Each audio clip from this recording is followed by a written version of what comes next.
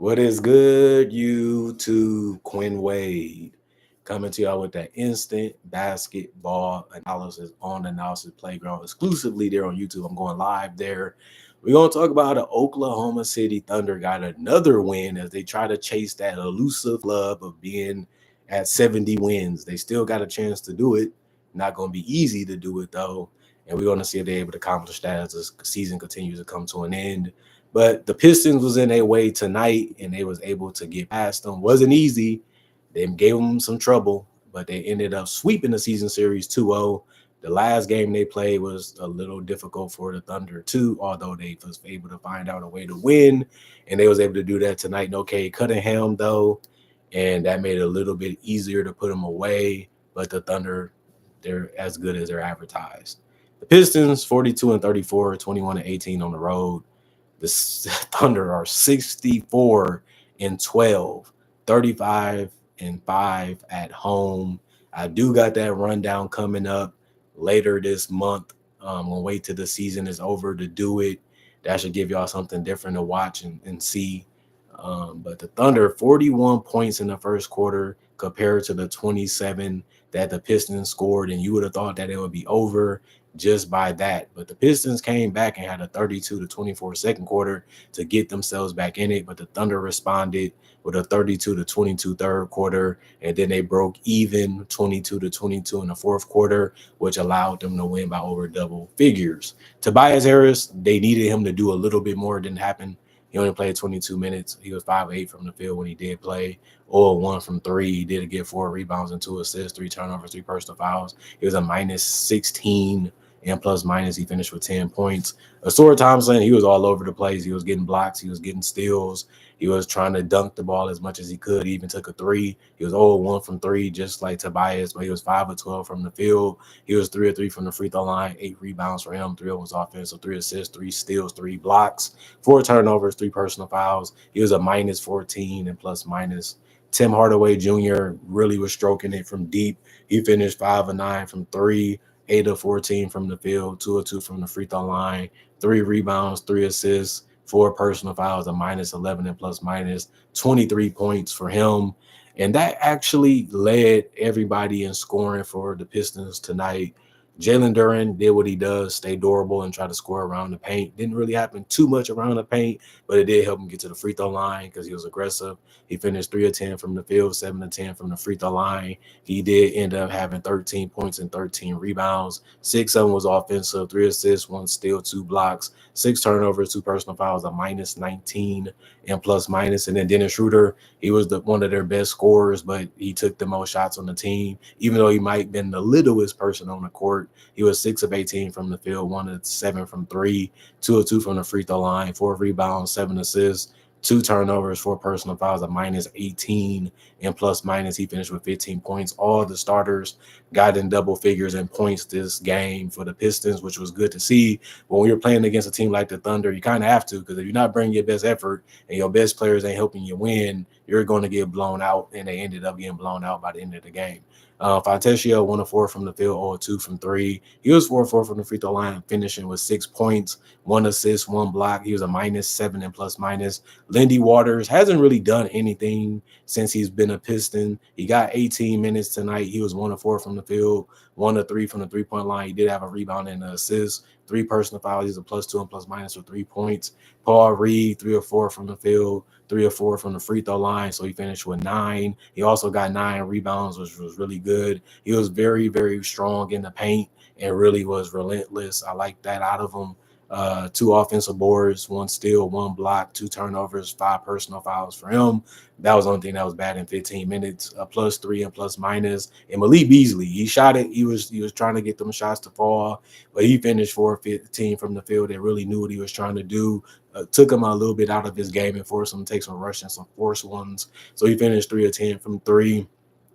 He had a rebound and a turnover and a personal foul. He had 11 points. Was the only guy to get in double figures in any statistical category off the bench with those 11 points. The rest of the guys was injured or they didn't play. Coach's decision.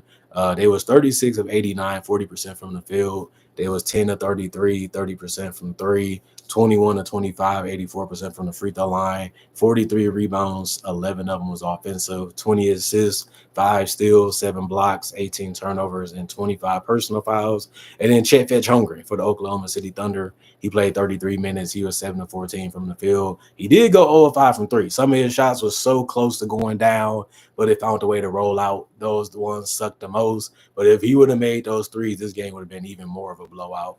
8 of 9 from the free throw line, 22 points, 11 rebounds, 3 almost offensive, 4 assists, 2 steals, 6 blocks, 2 turnovers, 4 personal fouls, a plus 16 and plus minus.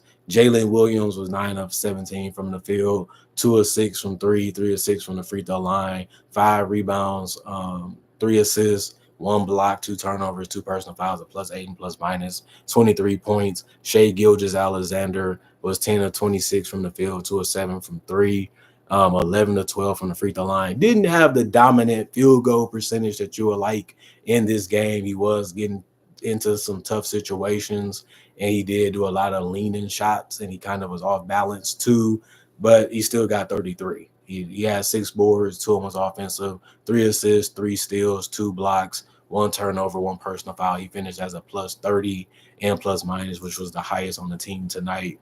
Lugens Dort hit some daggers. He was 5 of 11 from the field. Most of the damage was done by the 3-point line, where he was 4 of 9. He also had 7 rebounds, 1 of those offensive with an assist and a steal, 2 turnovers, 2 personal fouls, a plus 18 and plus minus. He had 14 points. And Cason Wallace, he's a sneaky player. He can come at you. He can get out in transition. He can hit a three. He finished 6 of 10 from the field, 1 of 3 from the 3-point line, 5 rebounds, 4 was offensive, 4 assists, 3 steals, 1 turnover, 3 personal fouls, a plus 11 and plus minus with 13 points. Every single guy got in double figures in this lineup too, which was the starting one. The bench didn't really need it to do much, and they didn't. Honestly, Adam Fagler, he played a couple seconds, so he didn't do anything.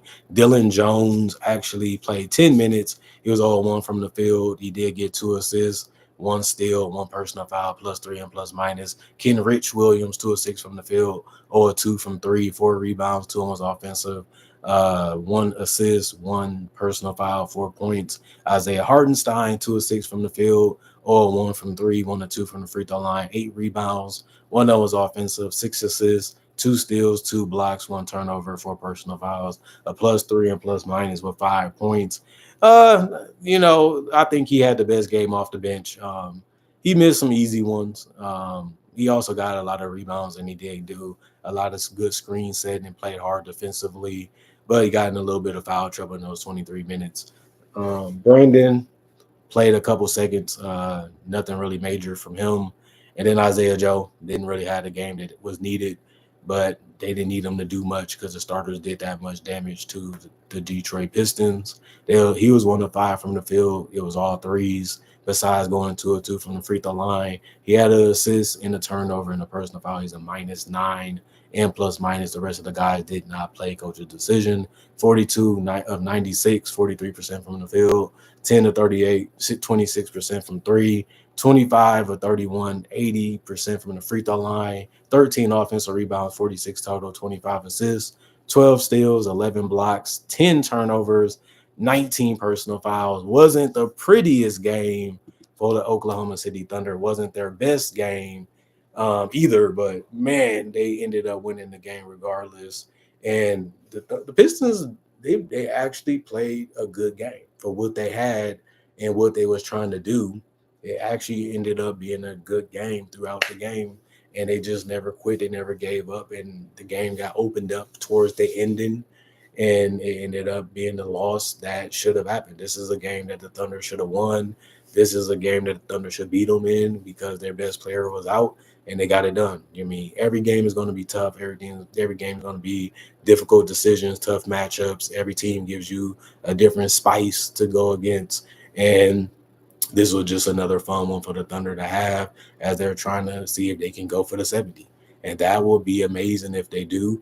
And if they get close to it, that's a heck of an accomplishment because for them to be number one in the entire NBA, that's one of the toughest things to do in the NBA. But it gives them a good position. They work for it. They earned it. They deserve it all.